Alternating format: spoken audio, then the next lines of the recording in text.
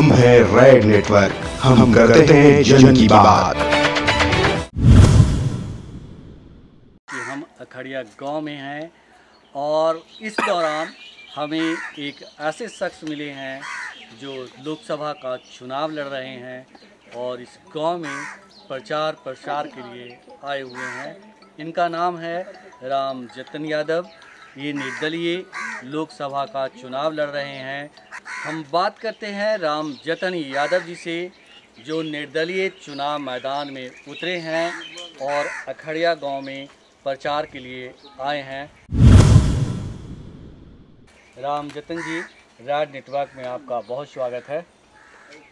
स्वागत है आपका भी। ये बताइए कि आप निर्दलीय चुनाव मैदान में उतरे हैं, आप किन मुद्दों के साथ चुनाव मैदान में उतरे हैं और आप कैसे बड़े बड़े नेता जो चुनाव मैदान में हैं उनके साथ निपटेंगे, दो हाथ करेंगे? हाँ, मैं अभी वर्तमान में जब हमारे वोट से कोई भी सांसद और विधायक बनता है और विधायक बन करके आजीवन उसको पेंशन मिलता है, सभी तरह के सुख सुविधा मिलता है, लेकिन भारत में आज तक और अभी तक कोई वोटर को 1 रुपया नहीं मिलता है। और जिसके चलते है जो कि वोटर आज तक और अभी तक पूरे परेशानी झेलते रहता है।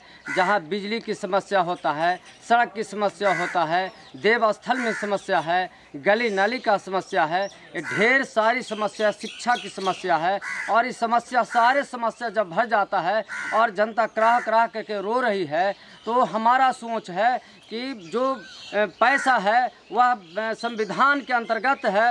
वोटर पेंशन दे करके हम वोटर को आगे बढ़ाने का काम करने के ख्याल से चुनाव मैदान में आए हैं। और मेरा सोच है कि जब वोटर की हम बात करेंगे, वोटर पेंशन की बात करेंगे, वोटर को पैसा दिलवाएंगे, तो हमारे पक्ष में है जो कि वोट आएगा। और मेरे साथ ये जो कोई भी किसी दल से है जो कि बड़े महारथी आ रहे हैं, वह टिक नहीं पाएगा। हम जानते हैं कि जब देश आज़ाद हुआ था, आज़ादी के बाद गरीब गुरबे ही है जो कि चुनाव लड़े थे, कोई अमीर नहीं लड़े थे।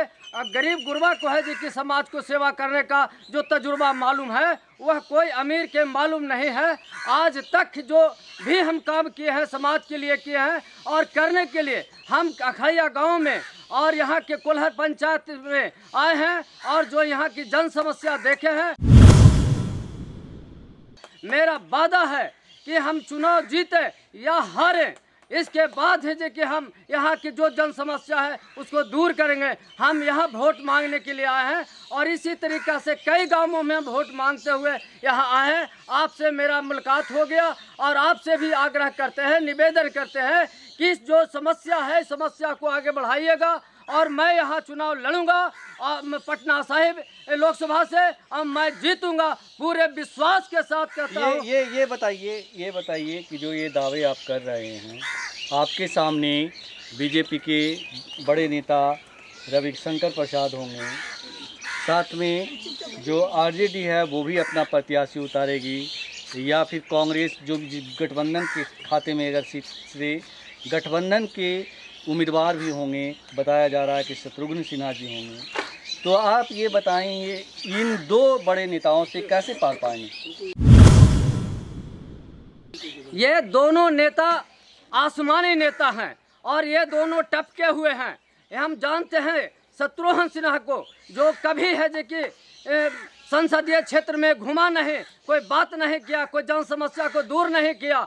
आज उसको है जो कि बीजेपी के लोगों ने जब हटा दिया है तो आरजेडी के लोगों ने, खास करके कांग्रेस के लोगों ने रखा है। और जो जहां बीजेपी के बात पुनः फिर करते हैं तो रविशंकर प्रसाद कहीं पटना के 6 विधानसभा नहीं देखा है, गली कुछ को नहीं देखा है और वह है जो कि चुनाव लड़ने के लिए आए हैं। जनता है जो कि 90% है जो कि वोटर जो है गरीब गुरबा है, 10% ही उनको है जो कि वोट देने के लिए तैयार है, न कि 90% वोट में मुझे मिलेगा। मुझे पूर्ण विश्वास है कि हमें वोट मिलेगा, 90% वोट मिलेगा और मैं बहुत अच्छा से चुनाव जीतूंगा।